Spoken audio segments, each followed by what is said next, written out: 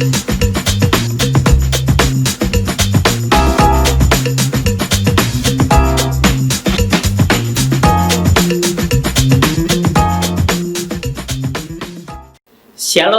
selamat pagi Bapak Ibu dan teman-teman semuanya. Kita berjumpa kembali dalam program Devotion from Nation.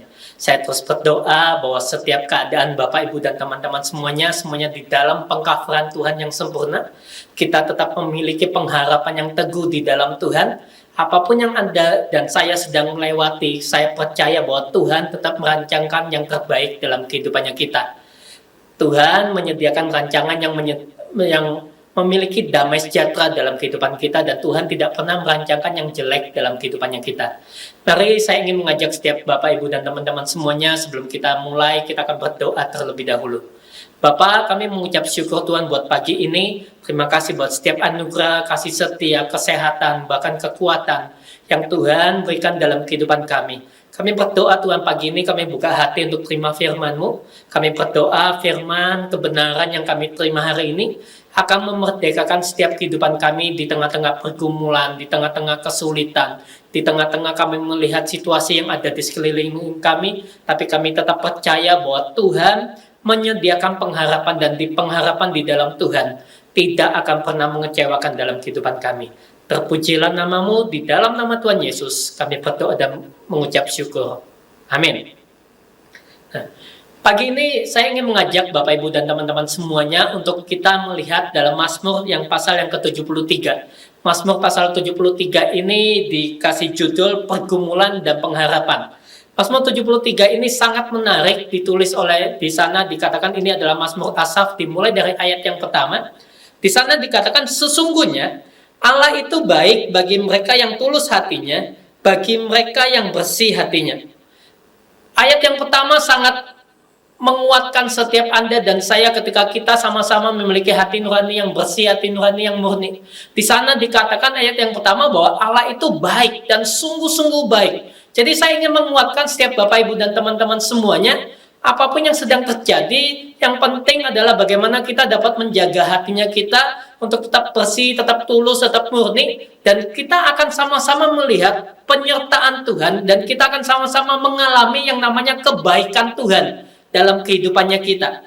Tetapi yang menarik adalah di ayat yang kedua, mulai ayat yang kedua, Asaf berkata demikian, tetapi aku sedikit lagi maka kakiku terpleset, nyaris aku tergelincir.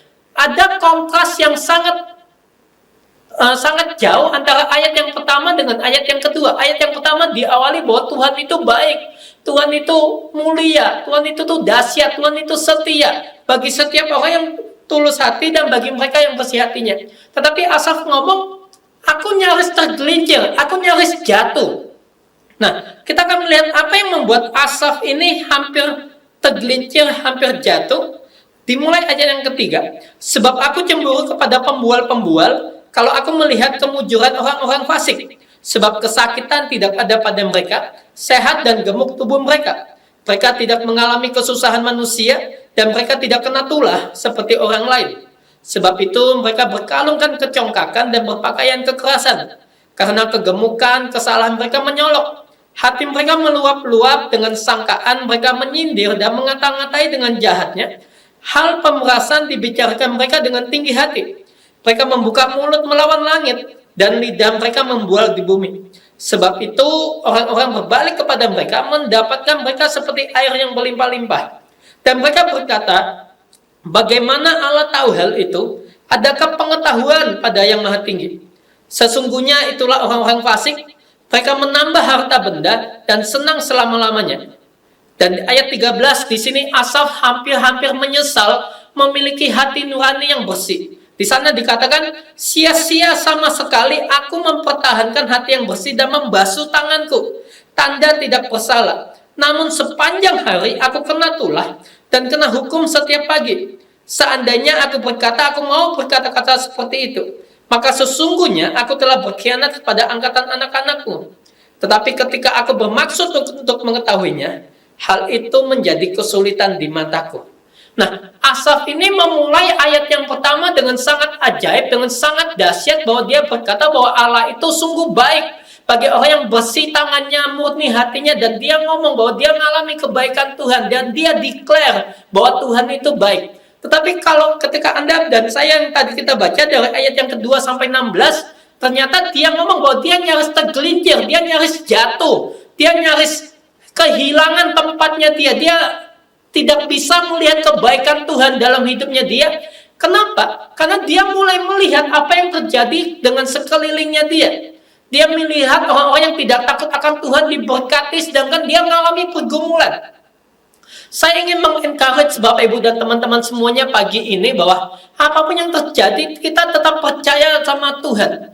Ketika dalam masa-masa pergumulan seperti ini, masa-masa pandemik ini, mungkin di antara Bapak Ibu dan teman-teman, Anda dapat melihat bahwa ternyata ada orang-orang fasik malah mereka menambah kaya. Mereka gemuk, mereka tidak mengalami kesakitan, mereka tidak mengalami pandemik, mereka panen malah. Dan itu membuat hatinya kita goyang. Kita membuat bahwa Tuhan, di mana Engkau? Sedangkan orang yang tidak takut Tuhan, orang yang tidak melayani Tuhan, orang yang lari dari panggilan Tuhan, mereka diberkati, mereka mendapatkan kekayaan, mereka diberkati. Tetapi ada satu hal, Asaf ngomong sampai ayat yang ke-17. Sampai aku masuk ke dalam tempat kudus Allah dan memperhatikan kesudahan mereka. Sesungguhnya di tempat-tempat licin kau taruh mereka, kau jatuhkan mereka hingga hancur. Asaf begitu terobsesinya dia berusaha berjuang untuk menjaga hati nuraninya dengan murni, dengan bersih tangannya dia menjaga hidupnya, tapi dia mendapati bahwa hidupnya tidak mengalami berkat yang melimpah, malah orang yang tidak takut akan Tuhan mengalami berkat yang melimpah. Dia melihat bahwa orang fasik, orang yang menghina Tuhan, semuanya diberkati. Tetapi perhatikan ini, sampai satu titik Asaf ngomong bahwa sampai aku masuk ke dalam tempat kudusnya Tuhan, dan aku melihat apa yang ada pada akhir kehidupannya mereka. Ayat 18, sesungguhnya di tempat-tempat licin kau taruh mereka, kau jatuhkan mereka sehingga hancur. Yang menarik ayat 18 ini sesungguhnya adalah apa yang dialami oleh di ayat yang kedua. Ayat yang kedua itu Asaf ngomong bahwa tetapi aku sedikit lagi maka kakiku terpleset, nyaris aku tergelincir. Dan ayat 18 menaruh hal yang sama. Tapi sesungguhnya pelajaran yang saya ingin ajak Anda semua belajar pagi ini adalah sesungguhnya itu bukan tempat berdirinya Asaf. Asaf sebagai orang yang bersih tangannya, murni hatinya, harusnya dia mengalami kebaikan Tuhan. Tetapi ayat yang kedua bisa terjadi dalam kehidupannya Asaf karena ketika dia iri dengan apa yang dialami oleh orang-orang yang tidak takut akan Tuhan.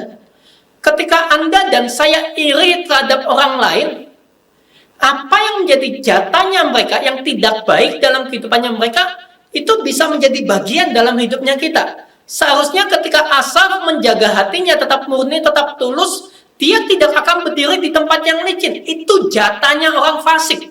Itu jatahnya orang yang jahat.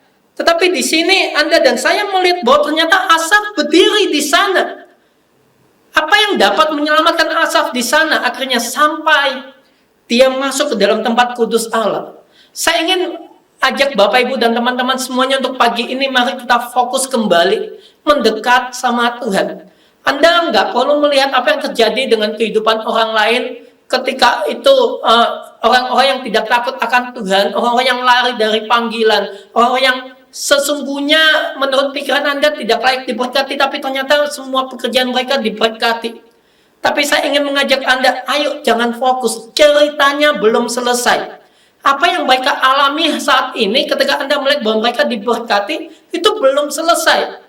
Di sana ketika Asaf melihat masuk ke tempat kudus dan melihat akhirnya, dia melihat bahwa ujungnya maut, ujungnya kejatuhan.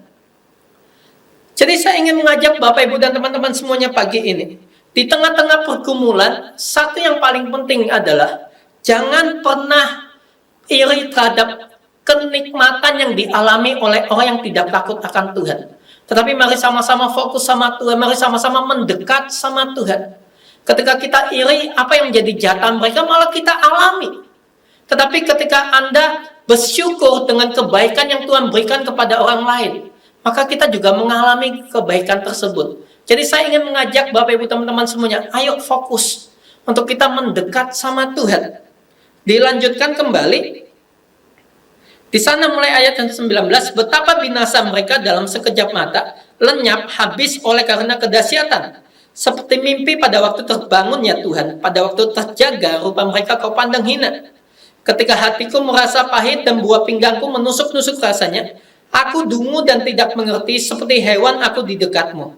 Ayat 23, tetapi aku tetap di dekatmu. Engkau memegang tangan kananku. Dengan nasihatmu engkau menuntun aku dan kemudian engkau mengangkat aku dalam kemuliaan. Ini yang harusnya menjadi jatah orang benar. Tetapi ketika Asaf iri dengan apa yang dialami oleh orang fasik, dia malah jatuh. Dia berdiri di tempat yang licin, nyaris aku tergelincir. Jadi sekali lagi saya ingin mengajak pagi ini, fokus sama Tuhan. Ketika Anda dan saya menjaga hatinya kita tetap bersih, menjaga tangannya kita tetap bersih, tulus, murni. Saya percaya Tuhan akan mengangkat kita di dalam kemuliaannya Tuhan. Siapa gerangan ada padaku di surga selain engkau? Selain engkau tidak ada yang kuingini di bumi. Sekalipun dagingku dan hatiku habis lenyap, gunung batuku dan bagianku tetaplah Allah selama-lamanya. Sebab sesungguhnya siapa yang jauh daripadamu akan binasa. Kau binasakan semua orang yang berzina dengan meninggalkan kau. Tetapi aku suka dekat pada Allah. Aku menaruh tempat perlindunganku pada Tuhan Allah, supaya dapat menceritakan segala pekerjaannya. Saya percaya ini yang menjadi jatah bagi Bapak, Ibu, dan teman-teman semuanya. Kita akan menikmati kebaikan Tuhan, dan ketika kita suka dekat dengan Tuhan, di tengah-tengah pergumulan, ayo suka dekat dengan Tuhan, dan kita akan menceritakan perbuatan-perbuatan Tuhan yang ajaib. Setiap kesaksian-kesaksian, karena saya percaya ceritanya belum selesai. Apa yang Anda lihat ketika orang lain yang meninggalkan Tuhan diberkati, ceritanya belum selesai. Dan demikian juga dengan ceritamu. Apa yang Anda sedang alami pergumulan demi pergumulan, di sana dikatakan ada pengharapan. Ketika Anda dan saya masuk ke dalam ruang kudusnya Tuhan, ketika Anda dan saya duduk dekat sama Tuhan, Tuhan akan mengangkat kita dalam kemuliaan, dan Tuhan akan memberkati sehingga Anda dan saya akan menjadi saksi yang ajaib buat banyak orang. Mari kita berdoa. Bapak, saat ini aku berdoa Tuhan buat setiap umat-Mu yang mendengarkan firman ini. Aku berdoa kuatkan dan teguhkan hati setiap kami. Tidak ada satupun dari kami yang meragukan bahwa Tuhan itu baik dalam kehidupan kami. Tidak ada satupun dari kami yang meragukan bahwa Tuhan tidak menolong kami. Tapi ajar kami untuk terus percaya, ajar kami untuk terus yakin bahwa Tuhan ada bersama-sama dengan kami. Ketika kami berusaha menjaga tangan kami tetap bersih, menjaga hati nurani kami tetap murni, Tuhan sendiri yang akan memberkati kami, Tuhan sendiri yang akan mengangkat kami di dalam kemuliaan-Mu, karena kami suka dekat dengan Engkau Tuhan. Terima kasih Tuhan, berkati setiap umat-Mu, dan juga kami berdoa berkati setiap bangsa-bangsa, berkati Indonesia, berkati Malaysia, berkati Brunei, berkati Taiwan Tuhan, berkati Tuhan Korea Tuhan, berkati Filipina Tuhan, berkati Amerika Tuhan, semua bangsa-bangsa Tuhan. Kami berdoa biar terang Tuhan ada, dan setiap orang-orang yang takut akan Tuhan, Tuhan akan angkat menjadi kemuliaan dan akan menceritakan kesaksian pekerjaan-pekerjaan Tuhan yang ajaib dalam kehidupan mereka. Terima kasih Tuhan Yesus, kami kembalikan segala hormat pujian, segala kemuliaan bagi Engkau Tuhan. Di dalam nama Tuhan Yesus kami berdoa dan kami mengucap syukur. Amin.